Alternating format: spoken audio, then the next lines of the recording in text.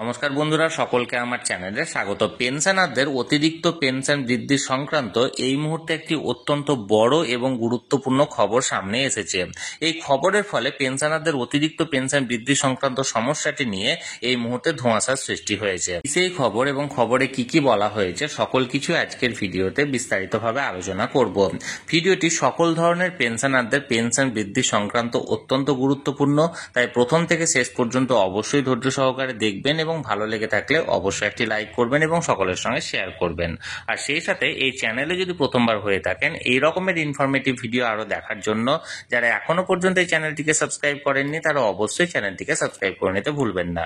তাহলে চলুন আমরা সেই গুরুত্বপূর্ণ খবরের ব্যাপারে বিস্তারিত জেনে নিই। দেখুন, এটি একটি নামী সংবাদপত্রের প্রতিবেদনের অংশ। এখানে হেডলাইন্স দেওয়া হয়েছে, বর্ধিত পেনশনের প্রক্রিয়ায় বন্ধ, ফাইল না ছাড়তে অলিখিত নির্দেশ কেন্দ্রের। দেখুন, বর্ধিত হারে পেনশন দেওয়ার প্রক্রিয়ায় বন্ধ করে দিল কেন্দ্রীয় সরকার।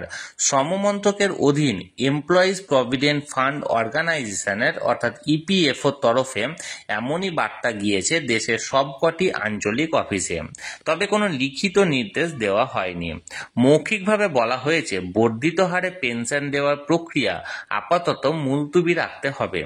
এই সংক্রান্ত ফাইলই শুধু নয়, গৃহীত হওয়া আবেদনগুলি পর্যন্ত প্রসেস করা যাবে না।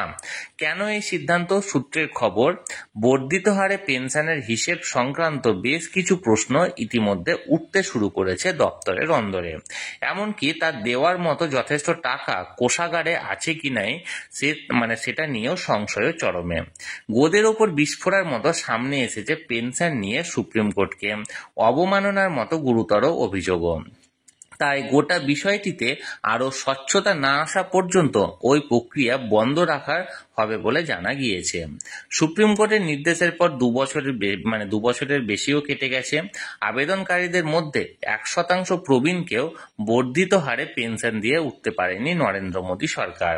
কেন্দ্রের এই গাছাড়া ভাব নিয়ে সরাসরি সুপ্রিম কোর্ট অবমাননা অভিযোগ এনেছে national confederation of officers associations. এটি রাষ্ট্রায়ত্ত সংস্থার এক্সিকিউটিভদের সংগঠনগুলির সর্বভারতীয় মঞ্চ। মোট 240টি রাষ্ট্রায়ত্ত সংস্থার 2 লক্ষ অফিসার রয়েছেন এই সংগঠনের আওতায়। তারা মোদী সরকারকে স্পষ্ট জানিয়েছে, একদিকে প্রবীণদের থেকে টাকা চেয়ে নিলেও পেনশন চালু হয়নি, অন্যদিকে বহু আবেদনের ক্ষেত্রে প্রশাসনিক কাজ সম্পন্ন, কিন্তু ডিম্যান্ড নোটিশ দিয়ে টাকা চাওয়া হচ্ছে না। এই দুটি পদক্ষেপই সুপ্রিম কোর্টের রায়ের পরিপন্থী। পাশাপাশি তোলা হয়েছে পেনশনের হিসেব সংক্রান্ত প্রশ্ন। ইপিএফও যে প্রো রেটা ভিত্তিতে হিসেব করছে সেটাও শীর্ষ আদালতের রায়ের বিরোধী।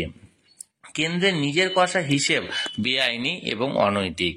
পিএফ এর ওচি পরিষদের সমস্ত এক্সিকিউটিভ কমিটির বৈঠকেও সুপ্রিম কোর্ট অবমাননার প্রসঙ্গ উঠেছে।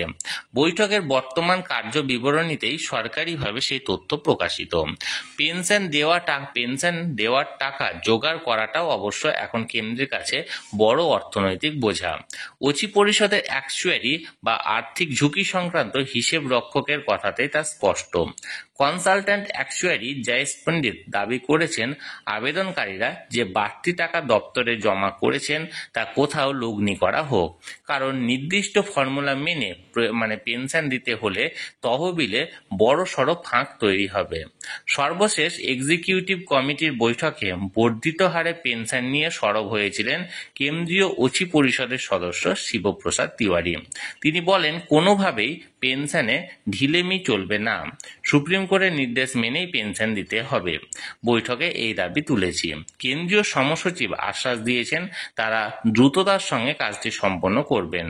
এ প্রসঙ্গে দীর্ঘদিন ধরে সরব ইপিএস 95 পেনশন স্কিমের আওতায় থাকা পেনশনভোগীদের সংগঠন ন্যাশনাল অ্যাজিটেশন কমিটির রাজ্য শাখার সভাপতি তপন দত্ত। তিনি বলেন, সরকার কি হিসেবে পেনশন দিচ্ছে তা কেন প্রতিটি আবেদনকারীকে স্পষ্ট করে বলা হবে না? এই প্রশ্ন আমরা গোড়া থেকেই তুলেছি। সরকার যদি সুপ্রিম কোর্টের নির্দেশ মেনে পেনশন দেয় তাহলে তার অঙ্ক বাড়াতে বাধ্য। বন্ধুরা, এটি একটি নামী সংবাদপত্রের প্রতিবেদনের অংশ ছিল। এখানে ইপিএফও অর্থাৎ এমপ্লয়িজ প্রভিডেন্ট ফান্ড অর্গানাইজেশনের তরফ থেকে যে ইপিএস 95 পেনশন ইস্যু করা হয়, এই ইপিএস 95 পেনশন বৃদ্ধি সংক্রান্ত বেশ কিছু কথা বা বেশ কিছু প্রসঙ্গ এখানে তুলে তুলে ধরা হয়েছিল, যেটি আমি সরাসরি আপনাদের সঙ্গে শেয়ার করলাম। এই নিয়ে যদি আপনাদের কোনো প্রশ্ন থাকে বা কোনো কিছু জানার থাকে অবশ্যই কমেন্ট করুন।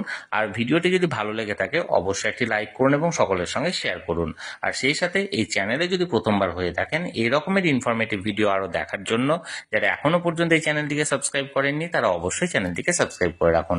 ধন্যবাদ, দেখা হচ্ছে পরের ভিডিওতে।